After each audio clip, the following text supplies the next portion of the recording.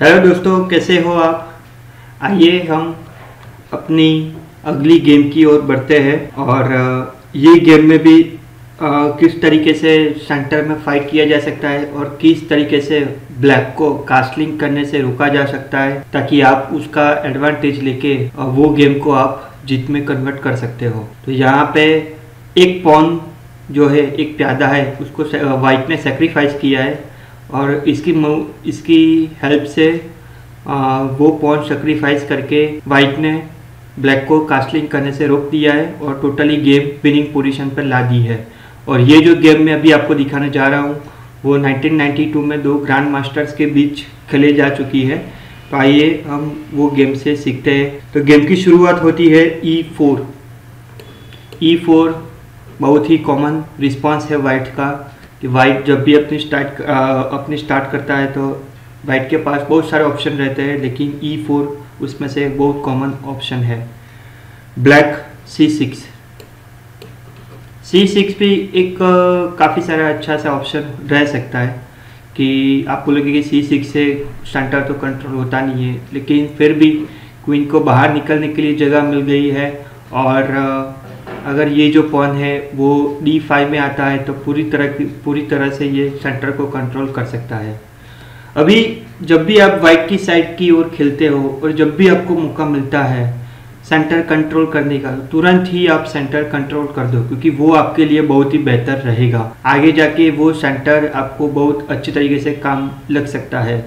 यहाँ पे आप देख सकते हैं कि ब्लैक ने यहाँ पे कोई पीस नहीं है, यहाँ पे कोई पीस नहीं है, तो आप तुरंत ही D4 खेल सकते हो ताकि आप पूरी तरीके से सेंटर अटैक कर सको। यहाँ पे आप देख सकते हो कि वाइट ने 1 2 3 4 चारों के चारों स्क्वायर वाइट ने कवर कर लिए हैं, लेकिन ब्लैक भी अच्छी तरीके से खेल रहा है, सेंटर को ब्रेक किया है और उसने खेला है D5 से आप देख सकते हो कि ब्लैक ने भी ये दोनों पीसेस है उसको कंट्रोल किया, ये दोनों स्क्वायर है उसको कंट्रोल किया है।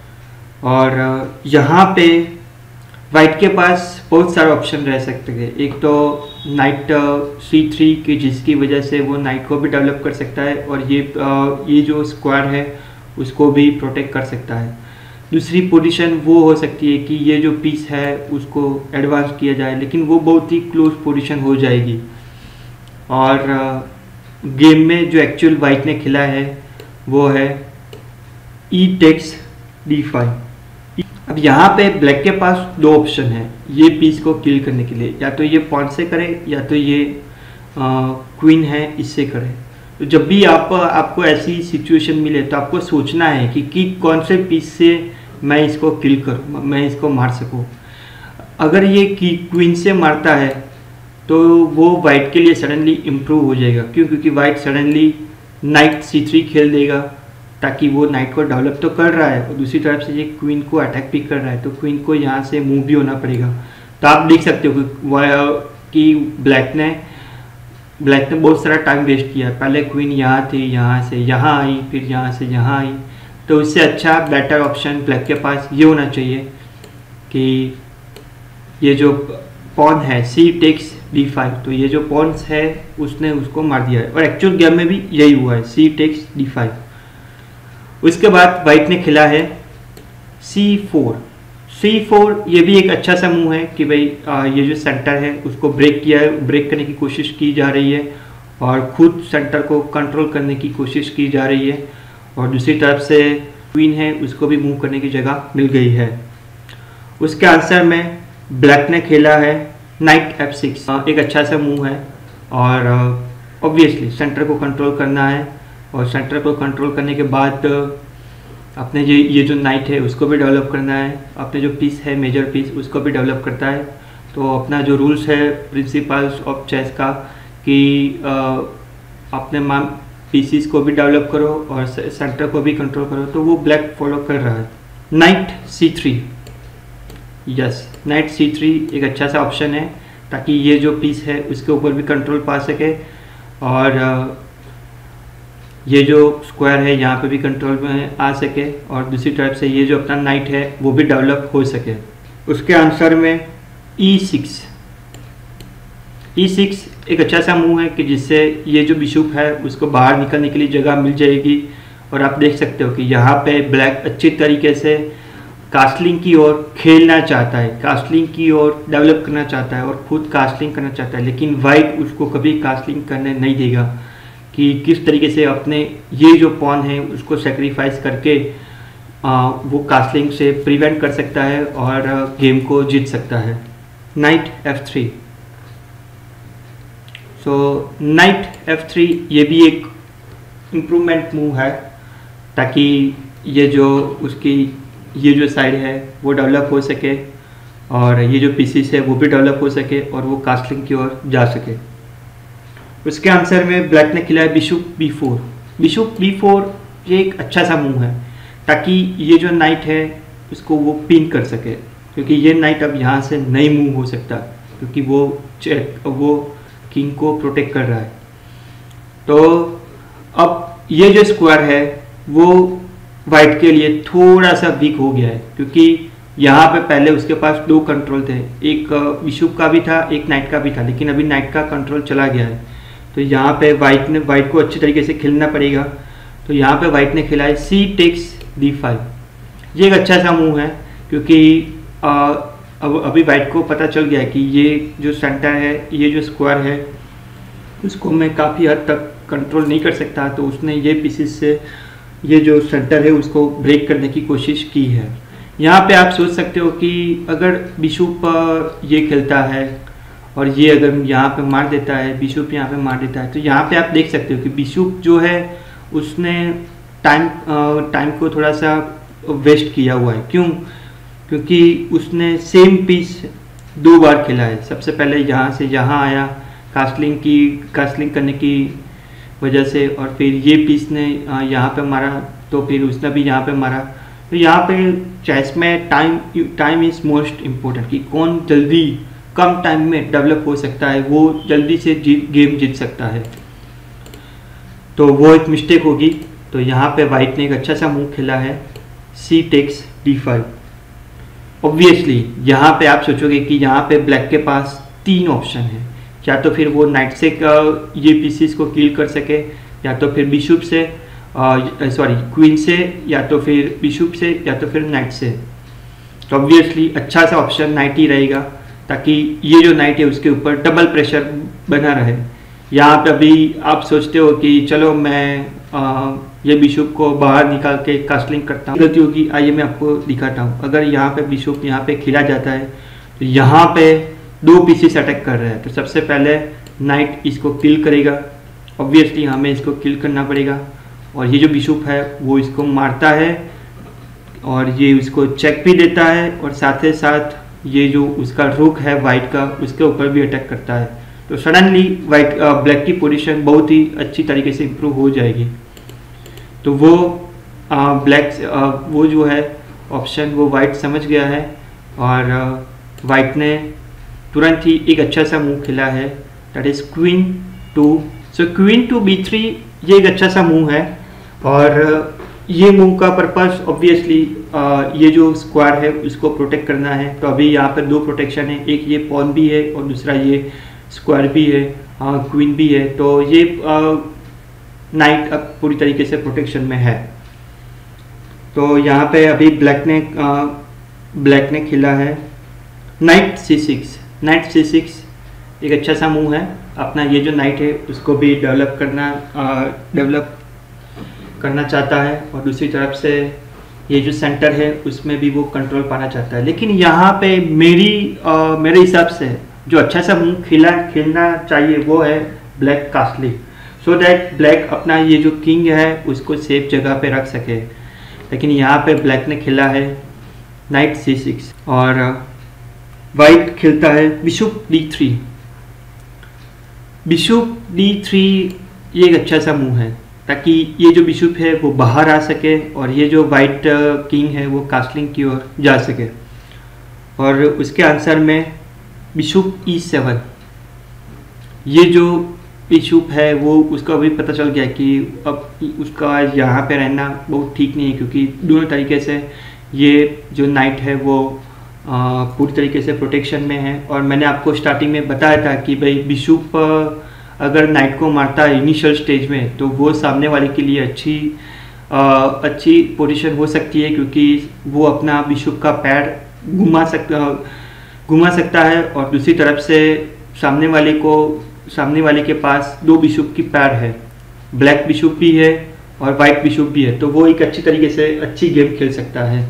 तो यहाँ पे ब्लैक ने बिशप टू E7 खेला है। White obviously principle of chess follow कर रहा है कास्टलिंग की ओर। यहाँ पे ब्लैक एक अच्छा सा मूव खेलता है। Black the knight to B4। यहाँ पे अभी भी मैं कहना चाहूँगा कि ब्लैक के पास कास्टलिंग का बहुत अच्छा सा ऑप्शन है अपने किंग को प्रोटेक्ट करने के लिए, लेकिन यहाँ पे ब्लैक ने इंटरमीडिएट मूव खेला है। इंटरमीडिएट मूव मतलब थोड़ा सा एडवांस मूव, कि अपनी पोजीशन अभी भी पूरी तरीके से डेवलप नहीं है ब्लैक की। ये जो पीस है वो अभी तक डेवलप नहीं है। किंग जो है उसने अभी कास्टलिंग नहीं किया है, और फिर भी ये जो पीस है वो दोबारा यहाँ पे मूव होता है, तो वो थोड़ा सा एक इंटरमीडिएट मूव होता है। और ये मूव करने के पीछे भी 2 पर्पस है। सबसे पहले तो ये जो बिशप है उसको वो अटैक करना चाहता है, दूसरी तरफ से ये जो उसका पॉन है उसके ऊपर 2 पीसेस अटैक कर रहे हैं। सबसे पहले तो ये नाइट अटैक कर रहा है और ये जो क्वीन है वो अटैक कर रही है। तो ऑब्वियसली वाइट अपने बिशप को नाइट के द्वारा देना नहीं चाहेगा, तो वाइट उसके आंसर में खेलता है बिशप को E4। बिशप E4 एक अच्छा सा मूव है ताकि वो ये जो बिशप सेंटर में आ सके और ज़्यादा से ज़्यादा स्क्वायर को कंट्रोल कर सके। अब यहाँ पे ब्लैक के पास ऑप्शन है ये पॉन को ग्रैब करने का, ये पॉन को किल करने का और मटेरियल में थोड़ा सा आगे रहने का। तो ब्लैक ने वही किया है, नाइट टेक्स D4। यहाँ पे ये जो नाइट है उसने ये नाइट का ये जो पीसेस है, ये जो पॉन है उससे उसको मार दिया है। ऑब्वियसली यहाँ पे हमारी क्वीन जो है वो अटैक में है, तो हमें ये जो नाइट है उसको किल करना पड़ेगा। तो ये जो नाइट है वो वाइट किल करता है D4 से, ये जो नाइट से ये जो पीस है वो वाइट किल करता है, और उसके आंसर में ब्लैक अपने क्वीन से ये नाइट को किल करता है। अब यहाँ पे आप थोड़ी देर के लिए वीडियो को पॉज कीजिए और सोचिए कि वाइट के लिए सबसे अच्छा सा मूव कौन सा होना चाहिए, ताकि वो क्वीन को भी अटैक कर सके और साथ में साथ मोर स्क्वायर्स कंट्रोल कर सके। आई होप कि आपने सोच लिया होगा। तो यहाँ पे वाइट ने एक बहुत ही अच्छा सा मूव खेला है ताकि वो पूरी तरीके से अपने गेम में कंट्रोल पा सके। रुक टू D1। रुक D1 एक बहुत ही अच्छा सा मूव है ताकि ये जो क्वीन है वो पूरी तरीके से अटैक में है, और ये जो पूरी फाइल है, पूरी कॉलम है, वो पूरी की पूरी कॉलम ये जो रुक है उसने कंट्रोल कर ली है। तो इसके आंसर में ऑब्वियसली ब्लैक को क्वीन मूव करना पड़ेगा। यहाँ पे ब्लैक ये रुक है उसको मार नहीं सकता क्योंकि ये क्वीन उसको प्रोटेक्ट कर रही है। तो इसके आंसर में ब्लैक ने खेला है क्वीन E5। क्वीन सेंटर में कंट्रोल करना चाहता है और ज़्यादा से ज़्यादा स्क्वायर को कंट्रोल करना चाहता है। यस, यहाँ पे अब बहुत ही बड़ी अच्छी पोजीशन है वाइट के लिए। मैं आपको सजेस्ट करूँगा कि आप थोड़ी देर के लिए वीडियो पॉज कीजिए और वाइट के लिए सबसे अच्छा सा मूव कौन सा होना चाहिए वो आप सोचें। आई होप कि आपने सोच लिया होगा कि वाइट के लिए अच्छा सा मूव कौन सा होना चाहिए। यहाँ पे वाइट के लिए अच्छा सा मूव है क्वीन टू A4 चेक। ये मूव से ये जो ब्लैक का किंग है उसको फोर्सफुली यहाँ से मूव होना पड़ेगा। आप सोचोगे कि ब्लैक के पास ये जो नाइट है उससे ये चेक को ब्लॉक कर सकता है, नहीं, क्योंकि अगर ये चेक को ब्लॉक करता है तो हमारे पास ये बिशप है, बिशप से ये नाइट मरेगा, ये यहाँ, और ये चेक भी है तो ये इसको मारेगा, और यहाँ से हम क्वीन से इसको मार के एक साइड से चेक भी दे रहे हैं, दूसरे साइड से उसका जो रुक है उसके ऊपर अटैक भी कर रहे हैं। तो सडनली वाइट की पोजीशन बहुत ही इम्प्रूव हो जाएगी। तो इसीलिए वो चेक को ब्लॉक नहीं कर सकता।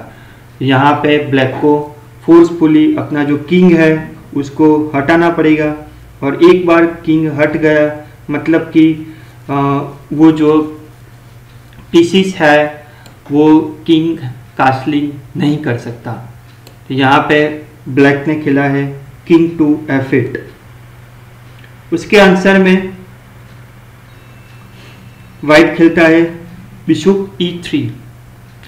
बिशप E3 एक अच्छा सा मूव है, क्योंकि अभी तक ये जो बिशप है वो गेम में एक्टिव नहीं था, तो वो जो पीस है उसने भी गेम में एक्टिव कर दिया है। और ये चेक देके वाइट ने एक और एडवांटेज पा लिया है कि किंग को यहाँ पे रखा है ताकि उसका ये जो रूक है वो भी इनएक्टिव है, ये जो रूक है वो भी इनएक्टिव है, ये जो बिशप है वो भी इनएक्टिव है। यहाँ पे आप सोचोगे कि ये जो बिशप है वो इसको ब्लॉक क्यों नहीं कर सकता। बिशप इसको ब्लॉक नहीं कर सकता क्योंकि अगर बिशप इसको ब्लॉक करेगा तो सडनली ये जो वाइट क्वीन है ये इसको मार के पूरी तरीके से अपने गेम में हाँ एकदम इम्प्रूव हो सकती है। यहाँ पे किंग टू F8 और उसके आंसर में रुक बिशप E3, और यहाँ पे ये जो बिशप है वो बहुत एक्टिव पोजीशन में है और इसको यहाँ से बाहर निकालने के लिए ब्लैक ने खेला है F5। F5 से ये जो बिशप है वो पूरी तरीके से अब अटैक में है। अभी आप देखोगे ये बिशप के पास सिर्फ एक ही जगह है कि जिससे वो गेम में भी एक्टिव हो सके और दूसरे पीसीस को भी वो मतलब डिस्टर्ब ब्लॉक नहीं कर सके, अपने वाइट पीसीस को भी ब्लॉक नहीं कर सके। अगर बिशप यहाँ पे नहीं खेला जा सकता, यहाँ पे खेला नहीं जा सकता, यहाँ पे भी खेला नहीं जा सकता। क्यों? क्योंकि ये जो नाइट है वो सडनली उसके ऊपर अटैक करेगा। तो आप सोचोगे कि भाई रुक से हम इसको मार देंगे, अच्छी बात है, लेकिन उसके पास दो बिशप की पैर हो जाएगी, हमारे पास बिशप की पैर नहीं रहेगी। ये जो बिशप है वो यहाँ पे भी नहीं आ सकता, ये जो बिशप है वो यहाँ पे भी नहीं आ सकता। क्यों? क्योंकि यहाँ पे अगर आता है तो ये जो दोनों जो रूक है वो कनेक्टेड है, उसकी जो कनेक्शन है वो ब्रेक हो जाएगी। और आपको यही देखना है कि जितना हो सके उतना अपना जो रूक है उसको कनेक्शन में रखें। तो ये जो बिशप है उसके पास एक ही रास्ता है, बिशप F3। और यहाँ पे ब्लैक ने खिलाई रुक टू G8।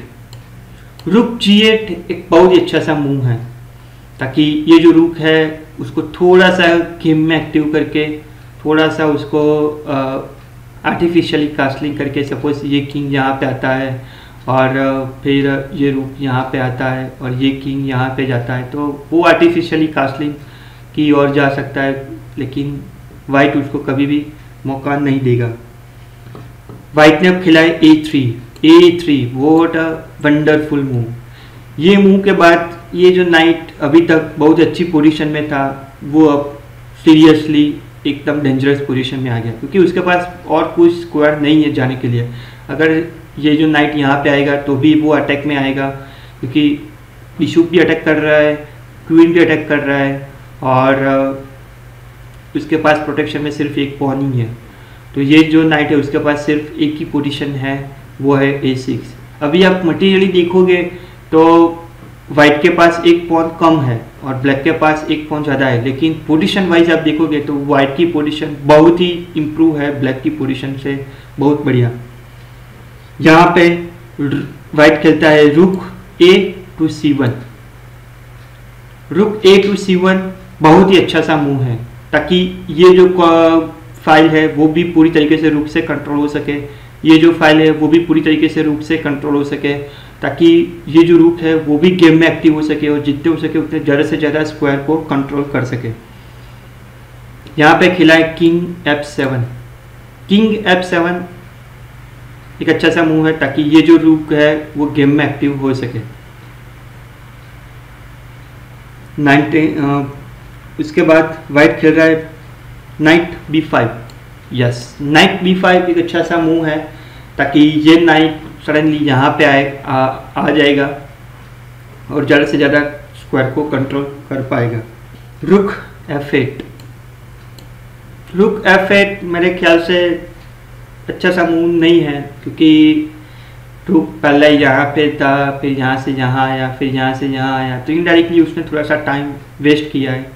और सपोज उसने ये मूव भी खेला है तो उसके पीछे एक पर्पस यही है कि भाई ये किंग को यहाँ पे रखा जाए और कुछ भी करके उसको प्रोटेक्ट किया जाए। तो यहाँ पे वाइट खेल रहा है bishop D4। Yes, bishop D4 अच्छा सा मूव है। सडनली ये जो बिशप है वो गेम में बहुत ही अच्छी तरीके से एक्टिव हो जाएगा।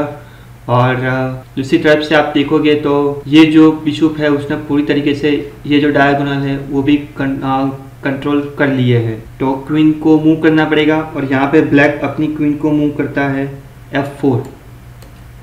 F4 एक मूव करने के पीछे दो रास्ते हैं। सबसे पहला पर्पस तो ये है कि ये जो पॉन है वो फॉरवर्ड हो सके। तो ये बिशप है वो नहीं यहाँ से हट सकता, यहाँ से चेंज नहीं हो सकता। क्यों? क्योंकि अगर यहाँ से चेंज हो जाएगा, सपोज ये जो वाइट कोई और चाल चलता है और सपोज वाइट कोई और चाल चलता है तो ये यहाँ पे आ जाएगा और ये जो बिशप है वो यहाँ से नहीं हट सकता। अगर वो यहाँ से हटेगा तो तुरंत ही उसका जो क्वीन है वो डेंजरस पोजीशन में आ जाएगा। तो इसीलिए वाइट ने ये समझ लिया है और वाइट ने अपनी क्वीन को मूव कर लिया है। Queen to B3। Queen to B3 एक अच्छा सा मूव है। ये पॉन को भी ये बिशप है उसको भी प्रोटेक्ट कर रहा है और दूसरी तरफ से ये जो अपनी जो पोजीशन डेंजरस में थी उसको भी उसने पर्पस से हटा लिया है। और ये जो बिशप है वो बिशप अब कहीं पे भी मूव हो सकता है। तो उसके आंसर में ब्लैक ने खेला है रुक टू D8। रुक टू D8 अच्छा सा मूव है ताकि ये जो रुक है वो भी गेम में आ सके और ये जो पीस है उसको भी वो कंट्रोल कर सके। अभी आप यहाँ पे देख सकते हो ये जो पीस है बिशप है उसके ऊपर ये रुक भी कंट्रोल कर रहा है और ये क्वीन भी कंट्रोल कर रहा है। तो हमें किसी भी तरीके से यहाँ से कंट्रोल हटाना पड़ेगा। G3 अच्छा सा मूव है ताकि ये जो क्वीन है उसको यहाँ से हटना पड़ेगा। अब ये जो क्वीन है उसके पास बहुत ही कम स्क्वायर्स है जाने के लिए। अगर ये क्वीन यहाँ पे आता है तो ऑब्वियसली वो बिशप से वो अटैक होगी और यहाँ पे ये उसके पास बहुत से कम स्क्वायर बचेंगे उसके बाद। तो G3 के बाद ब्लैक ने खेला है queen to B8। Queen to B8 suddenly एक बहुत ही डेंजरस पोजीशन में आ गया है और उसके पास कोई और ऑप्शन भी नहीं है। क्योंकि आप देखोगे तो ब्लैक का ये जो नाइट है वो भी पूरी तरीके से गेम में एक्टिव नहीं है। ये रुक है वो भी गेम में एक्टिव नहीं है। ये बिशप है वो भी गेम में एक्टिव नहीं है। ये बिशप गेम में एक्टिव है लेकिन वो सडनली अपनी पोजीशन लूज कर देगा। तो ये जो है क्वीन टू B8।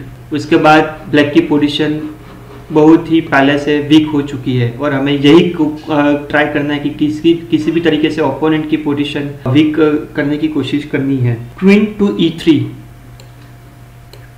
E3 बहुत ही बढ़िया सा और अच्छा सा मूव ताकि ये जो पूरी फाइल है वो भी क्वीन कंट्रोल कर सके। क्योंकि यहाँ पे कंट्रोल करने की और कोई ऑप्शन नहीं है, एडवांटेजेस नहीं है। उसके आंसर में ब्लैक खेलता है bishop F6। Bishop queen to E3 खेलने के पीछे क्या पर्पस हो सकता है? आप थोड़ी देर के लिए वीडियो को पॉज कीजिए और सोचिए कि क्वीन क्वीन E3 खेलने के पीछे क्या पर्पस हो सकता है।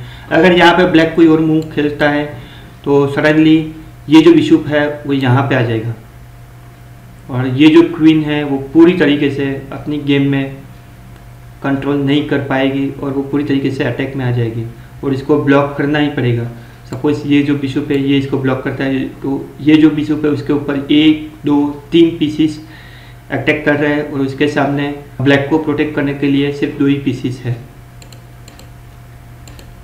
तो इसीलिए क्वीन टू E3 खेलने के बाद ब्लैक ने वो चाल तुरंत ही समझ लिए और ब्लैक ने ये खेला है बिशप टू F6। तो यहाँ पे वाइट ने बिशप को सेक्रीफाइस किया हुआ है। ओके, यहाँ पे आप थोड़ी देर के लिए वीडियो को पॉज कीजिए और सोचिए कि ब्लैक को क्या करना चाहिए। ये जो बिशप है उसको मारना चाहिए कि कोई और मूव खेलना चाहिए। आई होप कि आपने सोच लिया होगा। ये बिशप को पहले नहीं मारना चाहिए। क्यों? क्योंकि ये बिशप को अगर ये मारता है तो सडनली ये जो इसका रुक है वो पूरी तरीके से लॉस्ट हो जाएगा। तो सबसे पहले ये जो रुक है उससे ये चेक देगा, हम इसको ये रुक से मारेंगे और बाद में ये जो किंग है वो ये बिशप है उसको वो किल करेगी। अब यहाँ पे वाइट के पास एक बहुत ही बढ़िया सा अच्छा सा मूव है और वो मूव के बाद ब्लैक ने तुरंत ही अपनी पोजीशन टोटली पूरी तरीके से मतलब वीक कर दी है। तो यहाँ पे आप थोड़ी देर के लिए वीडियो को पॉज कीजिए और सोचिए कि वाइट के लिए एक अच्छा सा मूव कौन सा होना चाहिए। आई होप कि आपने सोच लिया होगा। वाइट के लिए एक अच्छा सा मूव होना चाहिए रुक टू D8, ताकि उसका ये जो बिशप है वो पूरी तरीके से ब्लॉक हो जाए। ये बिशप यहाँ से मूव नहीं हो सकता और ये जो क्वीन है वो भी किसी भी स्क्वायर में नहीं जा सकती। यहाँ पे भी अटैक में है, यहाँ पे भी अटैक में है, यहाँ पे सिर्फ एक स्क्वायर है उसको मूव होने के लिए और यहाँ पे भी वो अटैक में है। तो ब्लैक ने वही खेला है, ये जो स्क्वायर है उससे यहाँ पे रखा है। लेकिन सडनली ये मूव खेलने के बाद ब्लैक ने सोचा होगा कि भाई वाइट अपनी जो क्वीन है वो सेक्रीफाइस करेगा, लेकिन वाइट ने अच्छी तरीके से अच्छा सा मूव खेला है। ये रूप से उसको चेक दिया है ताकि ये जो किंग है वो ये क्वीन को प्रोटेक्ट करेगा, क्वीन को प्रोटेक्ट करता था। अब सडनली किंग यहाँ पे आ गया है और ब्लैक की जो क्वीन है वो पूरी तरीके से लॉस्ट हो गई है। तो ये पोजीशन के बाद आप देख सकते हो साफ पूरी तरीके से कि भाई वाइट की पोजीशन टोटली विनिंग पोजीशन है और यहाँ पे ब्लैक ने रिजाइन कर दिया है। तो आइए देखते हैं ये गेम से हमने क्या सीखा। ओके, सो ये गेम से हमने क्या सीखा। Keep white excellent pieces placement lead to superior position, कि वाइट ने अपनी पोजीशन पूरी तरीके से एक्सटीरियर में कन्वर्ट की थी, एक्सटीरियर प्लेसमेंट में उसमें रखा था और अपनी गेम में वो पूरी तरीके से कंट्रोल कर पा ब्लैक के ऊपर वो कंट्रोल कर सके। ब्लैक के पास बहुत सारे ऐसे पीसेस थे कि जिसके पास मूव करने के लिए बहुत से कम स्क्वायर थे, बहुत से कम प्लेसमेंट है, तो वो उसके लिए बहुत ही बड़ा लॉस्ट हो सकता था। और वाइट ने अपने पॉन को सेक्रीफाइस करके ब्लैक को कास्टलिंग होने से बचाया है और ब्लैक को कास्टलिंग नहीं होने दिया है और वो एडवांटेज उसने गेम में अप्लाई कर दिया है। अगर आपके पास दो ऑप्शन है, या तो फिर अटैक करो या तो फिर एक्सचेंज करो, तो ऑब्वियसली आपको एक्सचेंज नहीं करना है, आपको ऑब्वियसली अटैक की ओर ही जाना है। और अगर आपके पास स्पेस कम है और आपके पीसेस बहुत डिफेंडिंग पोजीशन में है तो आप सोच सकते हो कि भाई आपको पीसेस को एक्सचेंज करना चाहिए। तो ये थी हमारी गेम 6 की समरी। आई होप कि ये गेम से आपने काफ़ी सारा कुछ सीखा होगा।